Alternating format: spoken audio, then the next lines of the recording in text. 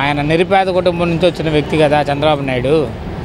ఇప్పుడు అదే జగన్ గారి ప్రభుత్వం ఇప్పుడు కూడా వచ్చినట్టయితే ఇప్పుడు మా పిల్లోడు ఉన్నాడు. జగన్ గారి ప్రభుత్వంలో మా పిల్లోడికి మేము ఫీజులు కూడా కట్టలేదు, జగన్ గారే కట్టారు.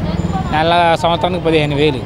ఇప్పుడు వాళ్ళ ఫీజుల కోసం మేము నానా తంటాలు పడి మేము ఇచ్చేసుకోవాల్సి వస్తుంది. జగన్ గారి హయాంలో పిల్లలు ఎలా ఉన్నారు, ఈ హయాంలో పిల్లలు ఎలా ఉన్నారు ఒకసారి వేరియేషన్ చంద్రబాబు నాయుడే చూసుకోవాలి.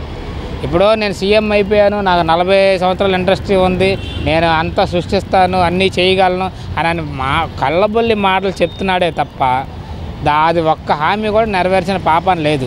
3 సిలిండర్లు అన్నాడు, ఎకనామం పెట్టాడు. అమ్మఒడి అని అన్నాడు, ఎకనామం పెట్టాడు. ఏంటి ఇప్పుడు రైతులకు సంబంధించి ఏదో రిలీజ్ చేస్తానని అది అందరూ రోడ్ల మీద ఈయన ఎప్పుడు వేస్తాలా అని చెప్పి బ్యాంకుల చుట్టూ తిరిగి కాళ్ళు అరిగిపోయేలా తిరుగుతున్నారు తప్ప చంద్రబాబు నాయుడు హయాంలో ఒక్క హామీ కూడా నెరవేర్చిన పాపం లేదు.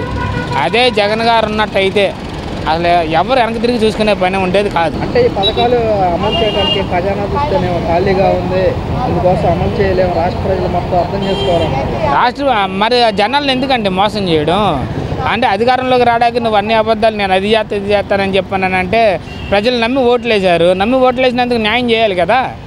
న్యాయం చేయకోకుండా నేను ఇప్పుడు ఇవ్వను, నేను వచ్చే సంవత్సరం ఇస్తాను. మన పార్థసారథి గారు మినిస్టర్ గారు కూడా ప్రెస్ మీట్ పెట్టి చెప్తున్నాడు, ఈ ఏడాది అమ్మఒడి లేదు, వచ్చే సంవత్సరం. అంటే ఇప్పటికీ ఒక సంవత్సరం పోయినట్టే, ఇంకా 4 సంవత్సరాలు మహా అయితే, లేకపోతే 3 సంవత్సరాలు. మళ్ళీ మాటలు దాట వేస్తూ ఉంటారని చెప్పని మాకు నమ్మకం కుదిరిద్దిగా. మాకు నమ్మకాలు పోతాయి కదా. మేము ఓట్లు వేసినందుకు మా చెప్పులతో మేము కొట్టుకోవాలి. ఎన్నికల ప్రచారాల్లో ఎంతమంది పిల్లలు ఉంటే అంతమందికి 15,000 ఇస్తామని చెప్పారు. ఇంతవరకు ఏది అమలు చేయట్లేదని జగన్మోహన్ రెడ్డి గారు నేను అనుకుంటున్నాను. ఆ మినిస్టర్ ఎవరో ఒక అతను ఉన్నాడు, ఆ సైకిల్ మీద వెళ్తాడు. ఆ సైకిల్ మీద వెళ్ళి ఇంటింటికి వెళ్ళిపోయి అది మీ ఇంట్లో నీకు 15,000, నీకు 15,000, నీకు 15,000, ఆడపిల్లలు కనపడితే నీకు 18,000, ఆయన కనపడితే చెప్తే కొట్టేటట్టున్నారు. ఇప్పుడు జగన్మోహన్ రెడ్డి గారు కోరుబాటు అని చెప్పేసి నిర్వహించారు, ప్రజల్లోకి వస్తున్నారు. సంక్రాంతి నుంచి ఎలా ఉండబోతుంది అంటారు ఏంటి? జగన్ గారిని ప్రజలు ఓడించలా. అదేంటంటే ఏదో స్కామ్ జరిగింది, ఈయన అధికారం సాధించాడు. జగన్ గారు ఓడిపోయిన ప్రజల్లో ఇప్పటికీ సీఎంగానే ఉన్నారు. ఎందుకని జగన్మోహన్ రెడ్డి గారు సీఎంగా ఉన్నప్పుడు బయటకు వస్తే ప్రజాదరణ వేరు, ఆయన అధికారంలో లేకపోయినా కానీ ఎందుకని ప్రజలు అంతా ఆయన అయిపోతున్నారు? అన్న చేసిన మంచి పని అండి. ఇప్పుడు ఆయన అధికారం ఎక్కిన తర్వాత కరోనా వచ్చింది. కరోనా వచ్చినప్పుడు ఎలా చేశాడంటే అనేది అందరూ చూశారు ఇక్కడ. తర్వాత ఆయన అధికారంలోకి వచ్చిన తర్వాత 2 సంవత్సరాలు కరోనాలో పోయింది. ఆ కరోనాలో ఎంత ఇబ్బంది పడ్డారు ప్రజలు, ఎంత నష్టపోయింది ఏంటనేది అందరికీ తెలుసు. ఆ కష్టకాలంలో కూడా పథకాలు ఆపకుండా అందరికీ వర్తించేలాగా కులం చూడడం, మతం చూడడం, ప్రాంతం చూడడం, పార్టీ చూడడం మా సిద్ధాంతం ఇది అని ఆయన అలా పేరు నిలబెట్టుకున్న నాయకుడు అనమాట. ప్రజల్లో చిరస్థాయిగా నిలిచిపోయే నాయకుడు ఆయన. మొన్న వరదలు వచ్చినాయి. ఇప్పుడు వరదలు వచ్చినాయి, రాజరాజపేట ఇవన్నీ మొత్తం ధర్నా ఒకటి జరిగింది. మేము చెప్పాము బాధలు. జగన్ గారు వారధ బ్రిడ్జి మీద నుంచి వెళ్తూ ఉంటే రోడ్డుకి అడ్డం పడిపోయి కాళ్ళ మీద పడిపోయారు. అదే వాళ్ళ చెప్పిన మాట నిలబెట్టుకున్న నాయకుడు ఎవరైతే ఉన్నారని అది జగన్మోహన్ రెడ్డి గారు ఒక్కలే. అది సంపాదించుకోవాలని అంటే ఒక ఇది ఉండాలి. జమిలీ ఎలక్షన్స్ అంటున్నారు వైఎస్ఆర్ కాంగ్రెస్ పార్టీ. మరి మేము ఈసారి జమిలీ ఎలక్షన్స్లో గెలుస్తాము, ప్రజల శాతం 40% ఓట్ బ్యాంక్ మారైపోయింది, ప్రజలకు ఇచ్చిన పథకాలు ఇంకా గుర్తు చేసుకుంటున్నారని చెప్పేసి జగన్మోహన్ రెడ్డి గారు అంటున్నారు. వాస్తవమే అది. జమిలీ ఎలక్షన్లు దేనికి వచ్చినాయి అన్న?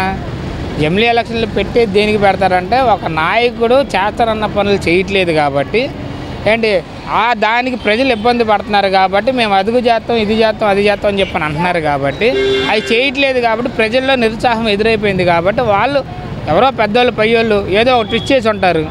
దానికి పయ్యోళ్ళు ఇప్పుడు కేంద్రం ఉంది. కేంద్రానికి ఏమైంది? మీ కూటమి ప్రభుత్వమే కదా. మీ కూటమి ప్రభుత్వం నువ్వు కేంద్రం నుంచి సంతకం పెడితే కూటమి ప్రభుత్వం ఏదో చేస్తుంది కదా. అవన్నీ చేయకోకుండా మేము అది చేసుకుంటాం, ఇది చేసుకుంటాం అని చెప్పానని వీళ్ళు ఏమంటున్నారంటే జమిలీ ఎలక్షన్లో దేనికి వస్తాయి అంటే వీళ్ళు చేయట్లేదు కాబట్టి ప్రజలు ఇంకొక నాయకుని ఎన్నుకుంటాక ఆస్కారం ఉండేది కాబట్టి జమిలీ ఎలక్షన్లో పెట్టే అవకాశం ఉందని అనుకుంటున్నాం. ఇప్పుడు 2019 ఎన్నికల ముందు జగన్మోహన్ రెడ్డి పాదయాత్ర చేసి 151 సీట్లు గెలిచారు. ఇప్పుడు ప్రజల్లోకి వస్తున్నారు, ప్రజల తరఫున పోరాడతామన్నారు. ఈసారి మరి ఎలా ఉండబోతుంది అంటారు? మాది ఒకటే సిద్ధాంతం. మేము అంతకుముందు ఒకటే చెప్పాం, ఇప్పుడు ఒకటే చెప్తున్నాం. మేము ఫస్ట్ నుంచి వైనాట్ 175 అని చెప్పని అనుకున్నాం. స్టిల్ ఇప్పుడు వైనాట్ 175 ఇప్పటికీ చెప్తాం. ఎందుకంటే నెక్స్ట్ ఎలక్షన్లో టీడీపీకి 1 సీటే పరిమితం చేస్తారు ప్రజలు. ఇది మటుకు పక్కా. నా వాలంటీర్ విషయానికి వస్తే మీరేమంటారు? వాలంటీర్లని మోసం చేసింది చంద్రబాబు నాయుడు అన్న.